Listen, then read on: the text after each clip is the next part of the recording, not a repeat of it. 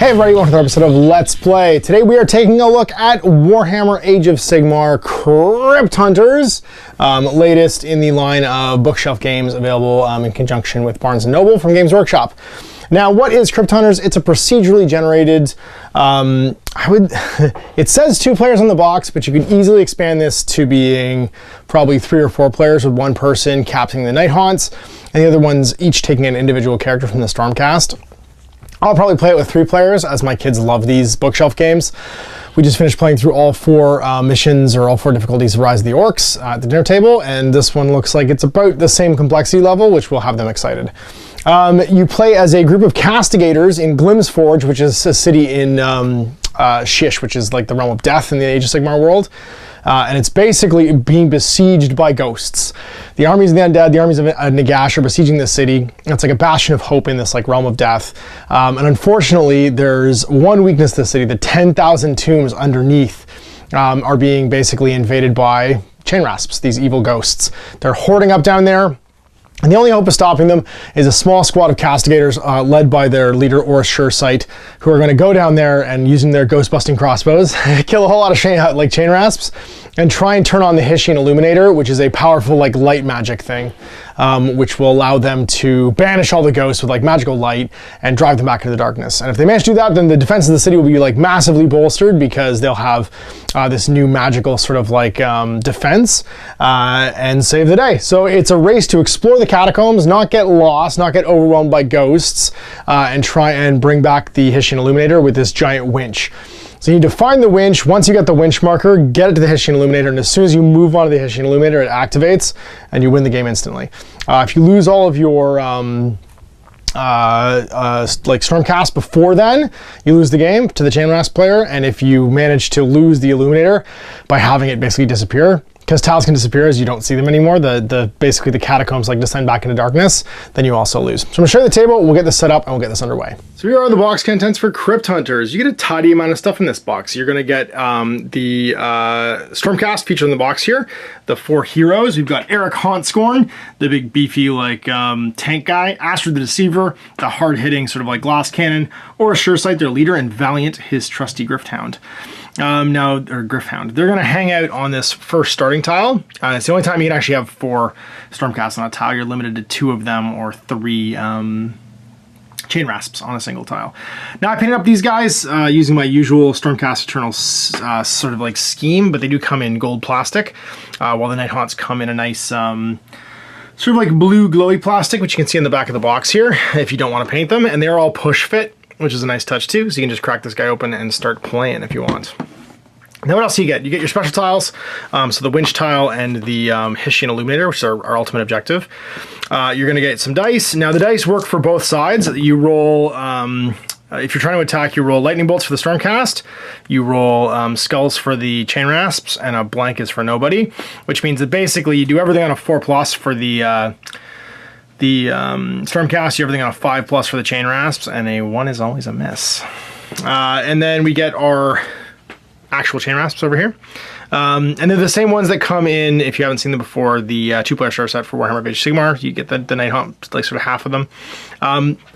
So these are actually my ones from my starter set. They're identical models on an identical frame. What I did was I built the ones that came in this box as a reinforcement for this unit. So I didn't build another Dreadwarden, which means now I can have a 30-man unit of chain rasps, which is rad. But they're the same model, so I'm just going to reuse my ones from my army, and that saved me some painting time, so I get to playing this quicker.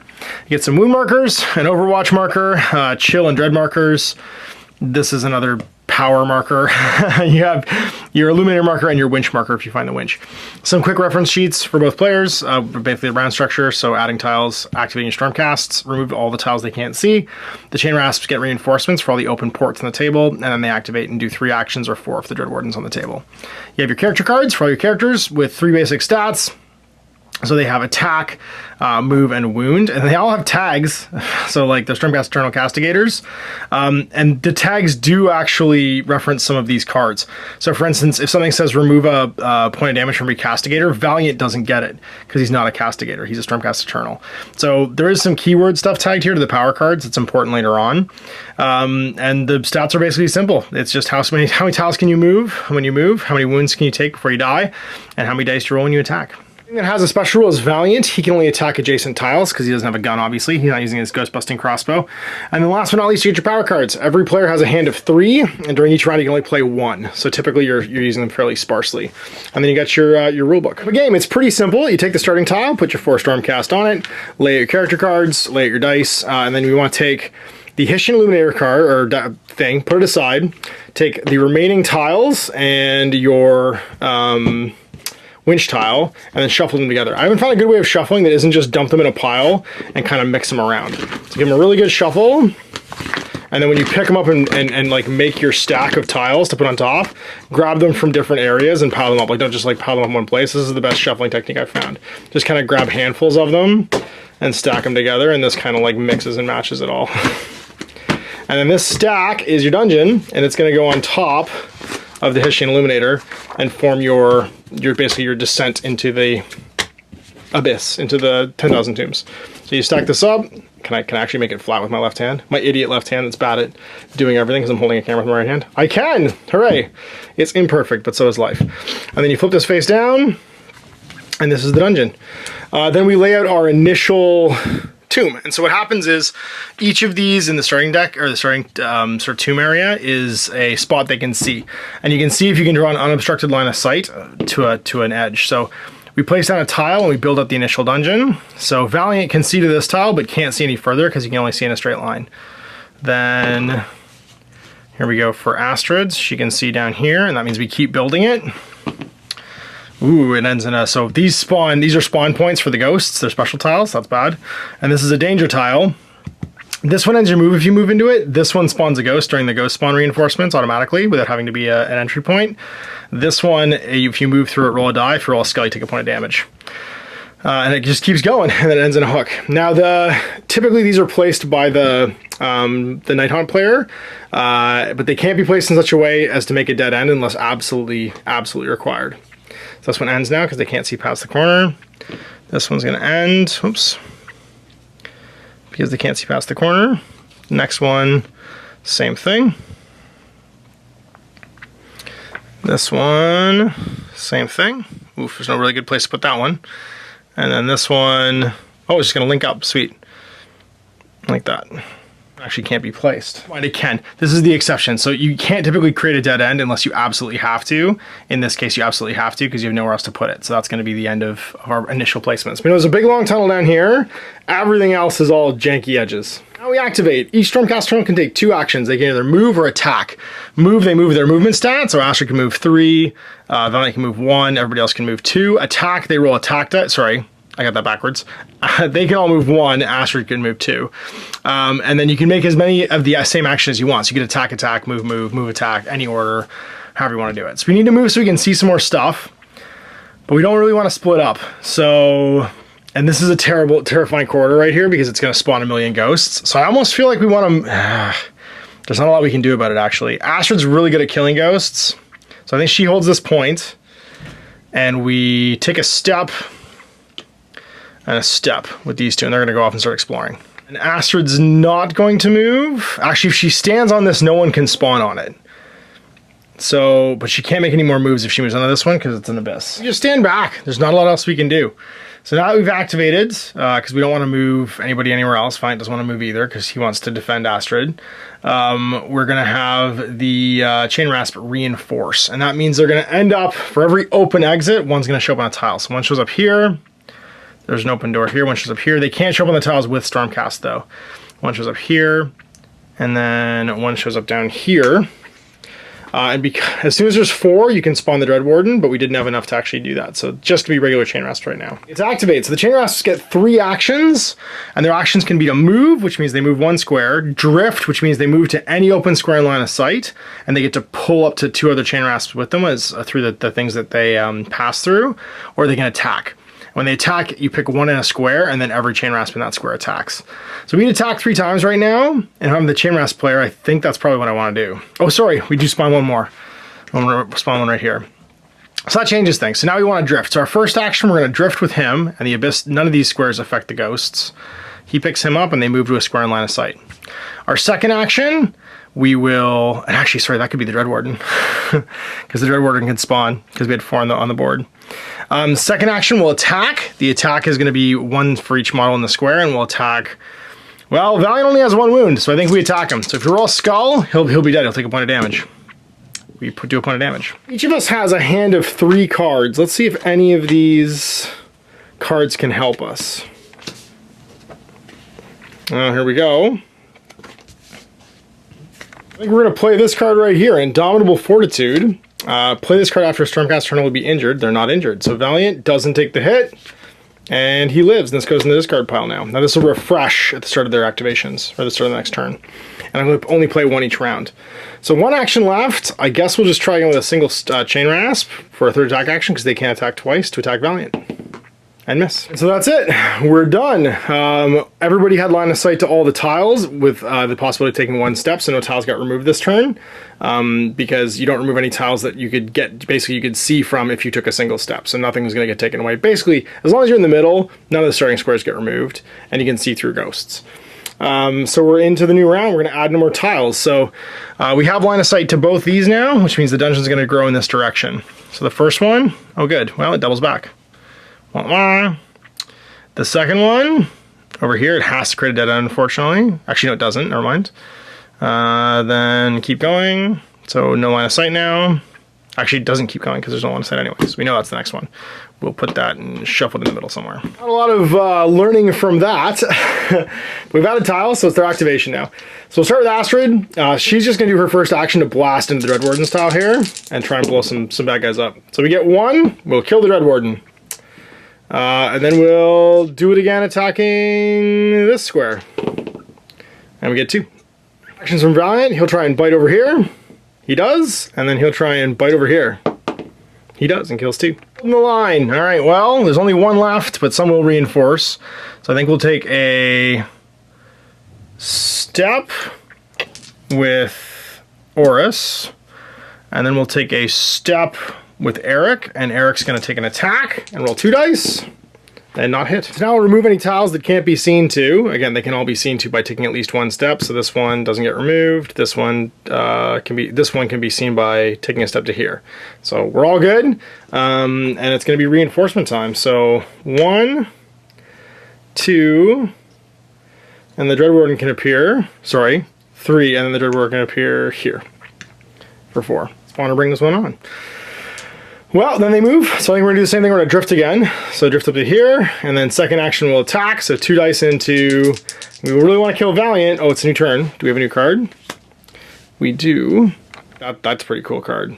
So we could play Here I Stand, but it's only on Castigator, so we'd have to do it on Astrid. But we won't do it this round. So 2 attacks into Astrid, which takes no damage. And then third action, we'll try and do this one into Valiant. Now we miss. It's a new round, so we add tiles again. And it's going to go, well, we're going along. Okay, Oris, is this the way? Well, this is definitely a way. And we can't see past this one. And then going this way. Ooh, we found the stairwell. So the stairwell doesn't do anything in this mission, but when you're playing the campaign version of the setting, the stairwell basically acts as a dead end, or it means you find the second half of the crypt. Basically playing it on hard difficulty, we have to play through a dungeon twice. First trying to find the stairwell, and then trying to find the winch. So that's everything getting added. I think we're on to Stormcast activations. With Astrid, she's going to try and blast into the Dread Warden. Oh no, we get a fourth action here. Fourth action from a dude. Nope, nothing, because Dread Warden was on. She's going to try and blast into this. She gets 2, kills them both. Oh, Astrid, you're the best. Then she'll try and blast into this one, because she can see it. And just explode the heck out of him. And then she'll play... Does she want to play Here I Stand? She will play Here I Stand for the rest of the turn. We could save Here I Stand for Oris. I think that's probably a better idea. Valiant's going to attack. Nothing. Attack again. Nothing. It's Eric's turn. He's going to go 1 for his first move, and then he's going to move again for 2. And then Sure Sight's going to go, and he's going to move once and twice, and then he's going to play Here I Stand, because ghosts are going to come pouring out of here. All right, no tiles to remove yet again, because we can see this one with a step. We can see all the other ones. And that means it's time to do some reinforcements. So 2 chain rasps up over here, actually 1 and the Dread Warden, if we want, which is sweet, because now we get an extra action. And then 1 down here. 1 on each of these tiles. All right, well, we have 4 actions, so I think we just start off by drifting, and then he'll get pulled along, and then second action will attack, so 2 attacks. Gonna try and kill Valiant again. Bam, Valiant's down. Do we have anything we can do? Nope. Valiant's dead. Just takes a wound and dies. He's got 1 damage. He's exploded. Then the third action, I think they'll attack into Astrid. No damage. And fourth action, they'll attack into... Oh, they can't hurt him. So it doesn't make any sense to do any of that. But I guess he could drift. There we go. Then expires. Oh, and we had 1 extra chain rasp actually right here who would have drifted in because of the spawn point. Right, well, we're on to placing tiles. No tiles to place because we can't see anything new because he didn't take his last step. So it is Stormcast Eternal Activation, and we'll start with Astrid. Oh, we have a new card too. Blessings of Sigmar, sweet. Remove 1 wound from each Cascadator. Well, we're not wounded right now, but that'll be handy. We're gonna go with Oris, and he's gonna spend an action to shoot these guys and hit them twice and just blow them away. Good job. Second action to move. Then we're gonna play Playing Dead. Play this card after Stormcast Eternal is moved or attacked. If Valiant's not in the battlefield, place Valiant adjacent to the Castigator. Shazam. Oil Hound has returned. It's another reason why having 1 wound on him isn't such a big deal. Then we're gonna go with Astrid. She's gonna blast over here and kill both. And then she's her second action to blast again and kill 1. Then we'll go with, do we want to go with Eric? Eric's gonna move and then attack over here and kill that one. Right, so now it's reinforcement times again for the ghosts with the most. And it's gonna be 1, 2, can't come on over there now. 3, well, and the Dread Warden could show up at any time. So 4 actions now for the chain rasps. Well, I think we're gonna play Dead Rise, place a lurking chain rasp on any empty tile to pop 1 over here for 3. Then, and that's gone now. And then we're going to drift. First action, attack for the second action into Astrid. Oh, and she's dead. Third action, drift. And pull these 2 with them. Fourth action, attack. 3 dice now. Oh my god. 2. Oh, he's got 1 wound left. Oh, Eric, you beat up. It's bad. And now we're going to lose a bunch of tiles. So if Eric steps here, he can see this one, this one, this one, and this one. So the only ones that are going to get removed are going to be these 4. It does take the bad guys with them. Actually, no, all these would be seen if you took a step. So everything's still on the table, actually. Oh, wait, maybe not this one. Yeah, not this one. This one goes into this garden and takes the baddie with it. What would have actually happened before the attack? Now we're into add tiles, that's right. But it just meant that 1 less guy could have potentially shown up. So we grow the dungeon again. Oh, it's going off the board as per tradition. And it's time to activate some Stormcast. Get a new card because Dead Rise is gone. Well, I think we're gonna play Blessings of Sigmar to remove a wound. Eric, and then, well, Eric's gonna shoot. So he's gonna take his 2 dice shot into this group.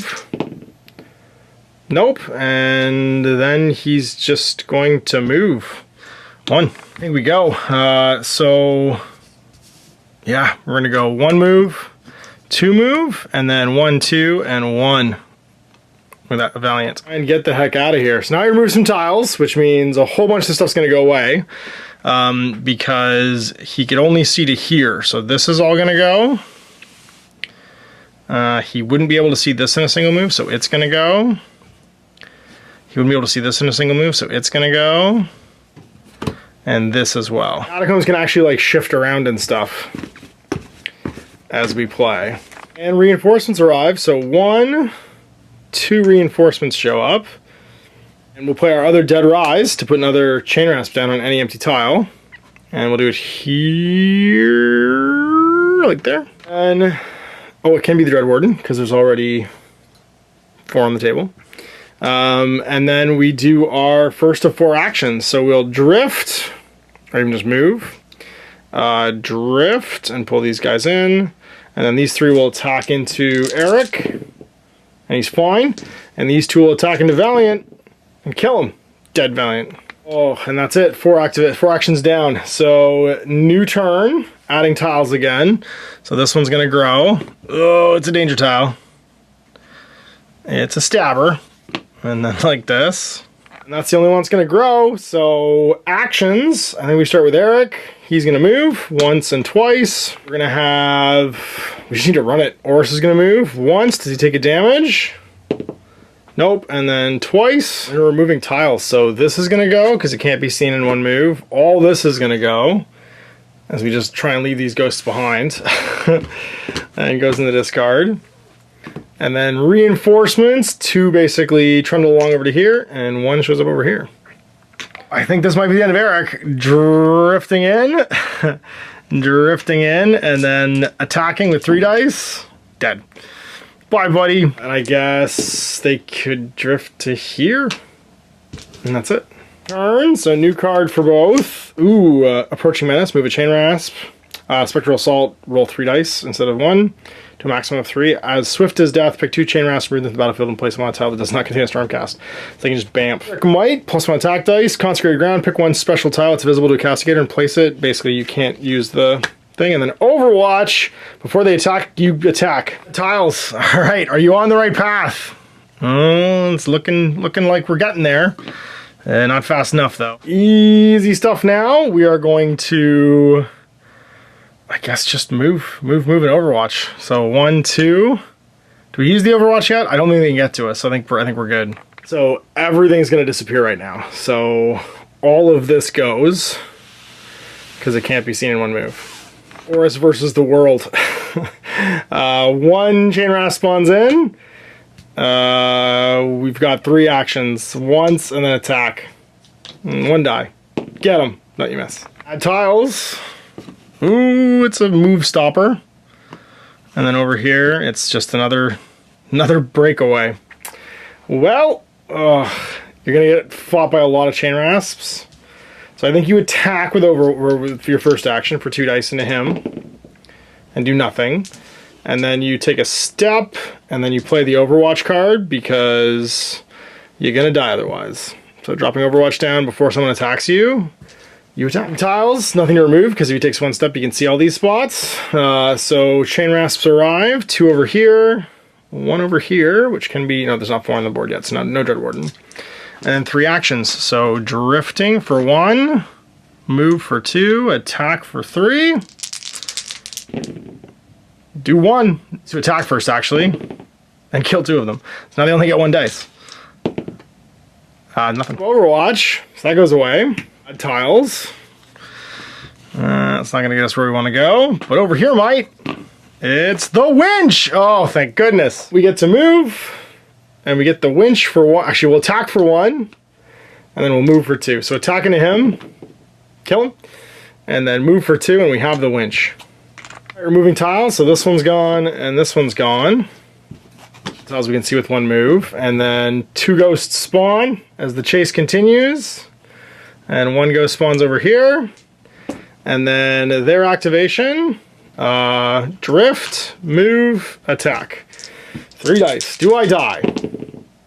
1 damage. I got 1 health box left. Coming down to it, there's 1, 2, 3, 4, 5 tiles left before I get to the Illuminator. And I got 1 hit point left, but I've got the winch. What do we got? We got Inestimable Valor. Each Stormcast drone can make 1 attack action. Place card after it's moved or attacked. Or I could do Etheric Might to roll an extra dice. We just play this one, because then we can maybe just kill everybody. So we're going to play it right now to make an attack action. Roll 2 dice into them. And kill 2. Then I'll make an attack action. And do nothing. And then I guess I just make 1 more attack action. And you pen him in, but we kill him. It's removed. 2 and 1 appear again. So 2 and 1. We're going to pick. It doesn't really do anything. We can move them, and it won't really change anything. It's drift, move, attack, because they only all attack once, and it's the same number of dice either way. So they don't kill me though. Hard time moving. We're getting out from this. So let's see what happens next. Advanced tactics. Or Shard's Cascade or Prime ability can be used immediately, even if it's already been used. Dead, so that doesn't really help me for the chain activation. Because the Cascade Prime ability allows someone to move or attack after somebody else does, once per turn for free, and everyone was dead before I really had a chance to use it.